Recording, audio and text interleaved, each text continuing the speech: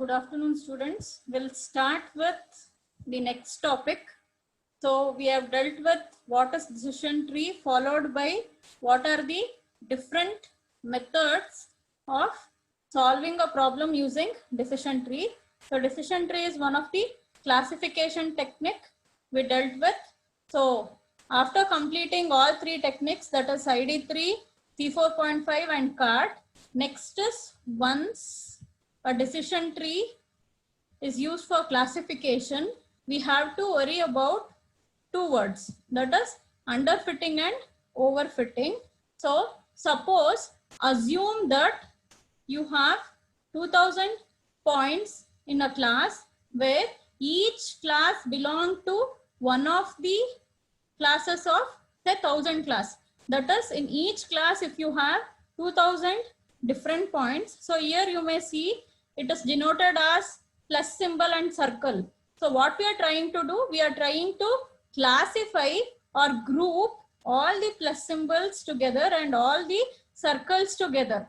Here you can see, even though you are trying to classify them, there is some misclassification, right?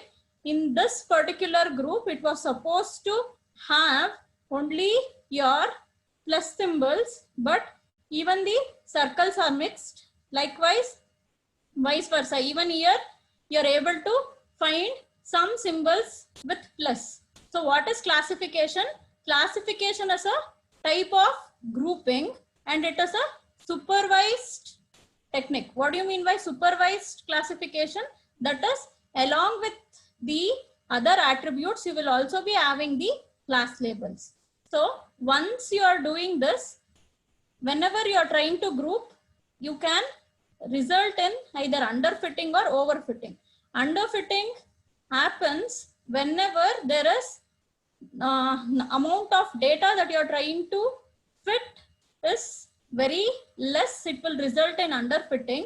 Suppose you have huge amount of data, in order to fit you require, you may not require that many data points in order to classify them. In that case, it results in the state called overfitting. So whenever you are classifying using your decision tree or any classification technique for that matter, it can result in a condition called overfitting. So in overfitting, what happens is, see here, whenever a tree results in overfit, because of the huge amount of training data, there may be too many branches for your decision tree, because we know the computation cost of each of the decision tree may be more, right? Whenever you are trying to find the decision tree, we know if it is an entropy based, what we have to do, we have to apply and find out entropy for each of the node of the decision tree. So if you use more data, it results in overfit, which in turn has high cost involved in order to compute your entropy, right? So whenever there is huge amount of data, there will be many branches in your decision tree. So this may affect due to noisy data, because whenever there is huge data, you have seen in data processing chapter, right? So you have to first make the data suitable for classification. So if there is any missing data, that has to be removed or appropriate data has to be filled. And if there is any noise or outliers, what do you mean by outliers? If data doesn't fit into any of the group, it can result in a condition called outlier, where it will not classify to any of the group. For example, in the previous slide, I was trying to classify all the data points into two groups. What if you have a data which will not fit into both of the groups? So in that case, it can be termed as noise or outlier. So in a simple term, it can be said as irrelevant data. So irrelevant data that are there for your classification can be termed as outlier or noise. So these are few of the anomalies. So in order to avoid them, or in order to avoid the overfitting of data, what we can do is we can use two techniques, pre-pruning and post-pruning. Pre-pruning is one before finding what is the branch of the decision tree only, you will decide and halt the construction of the decision tree there. That is, suppose if you find irrespective of how many iteration I go, the value is same. In that case, what you can do, you can stop or halt the process of decision tree and you can measure the result as goodness measure and stop at that particular point. For example, if we take that Outlook example, and if I'm trying to find out the attributes of Sunny, irrespective of how many iteration I go, I am not able to dictomize the decision properly. What I can do is I can stop there. So this process is called as pre-pruning. But there is one difficulty involved in pre-pruning, the threshold. What do you mean by threshold? Where I have to stop. To determine that particular threshold, it is difficult in pre-pruning. So for most of the pruning techniques, the widely used approach is post-pruning. So what you will do in post-pruning is you will come up with a decision tree, fully grown decision tree. Once decision tree is there, based upon the accuracy or the result obtained, you will figure out which particular data is not required. So that data can be removed from your tree. That is called as post-pruning technique. So what you have to know it, whenever you are classifying, if you have huge amount of data, you have to apply the data pre-processing techniques that you have learned already. So once you have made a data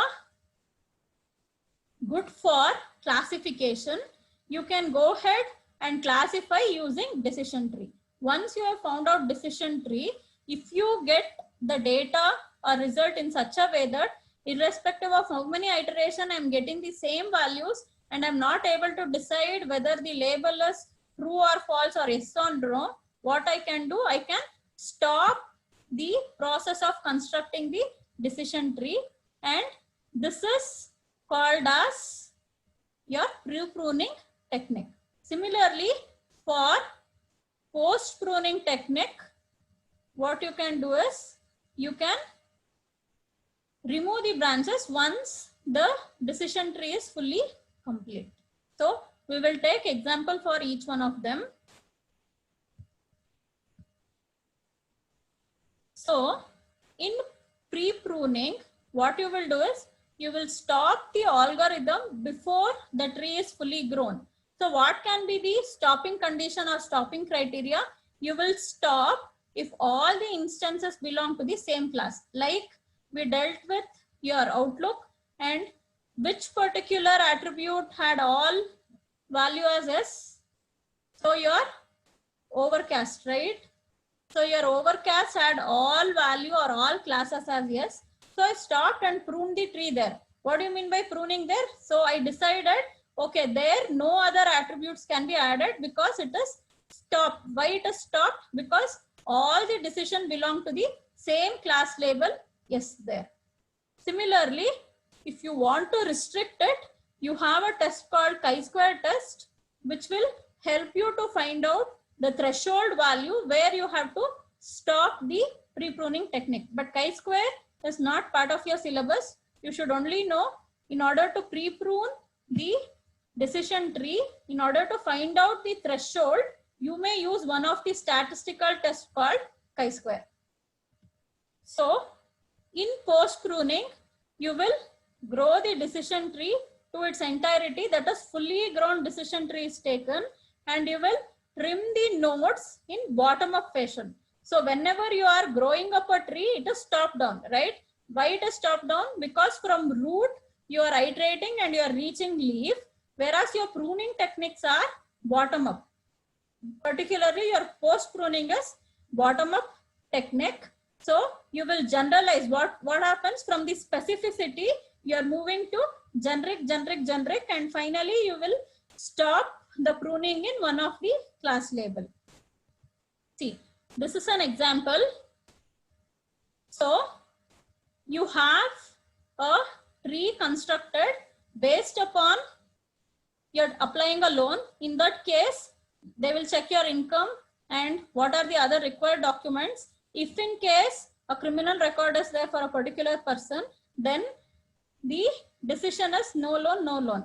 So if this only is no loan, then there is no need to collect document from that particular person, right? So here what you can do, you can prune the tree, saying that if this can be pruned, right? It means that documents are not required. Suppose the bank has decided if a person has a criminal record, then they will not issue a loan.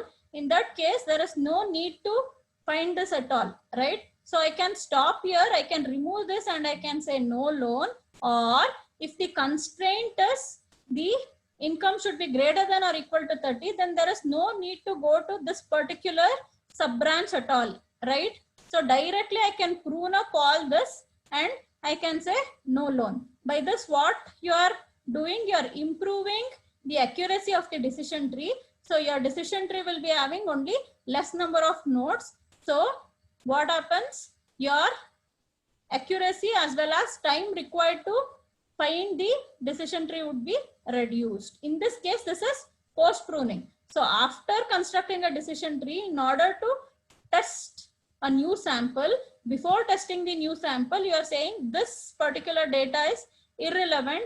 Obviously, your decision is no. So it is clearly decided that whatever may be the attributes here, the decision would be loan.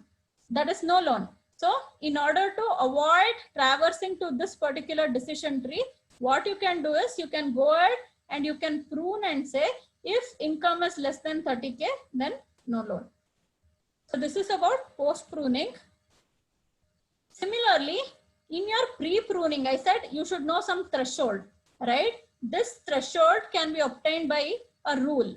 So if you say here, this particular decision tree is about the errors. So if your statistic error is less than the estimated error, then you are saying you have to prune it. See here, the rule is prune if static error estimate is less than backed up estimate. So in each node, you have two types of errors. So if the static error is less than your backed up estimate, you are pruning it. This is a pre-pruning technique. So before only you have devised a rule. So more about this, you will learn in rule classifier. And similarly in your module 3, you will also learn how to prune the rule. As of now, what you should know is if there is a rule and in order to satisfy this rule, what you can do, you can check the each node. So if you check each node, see here 0.375 is less than 0.4. Similarly, 0.40 is less than 0.444. In this case, node D and node B has to be pruned, right? So this is based upon a rule. So based upon this particular rule, you are pruning B and D, saying that your decision tree will now have only two nodes A and C. So this two can be pruned. So this is the method of pruning based upon rule. So is it clear till here? Any doubts?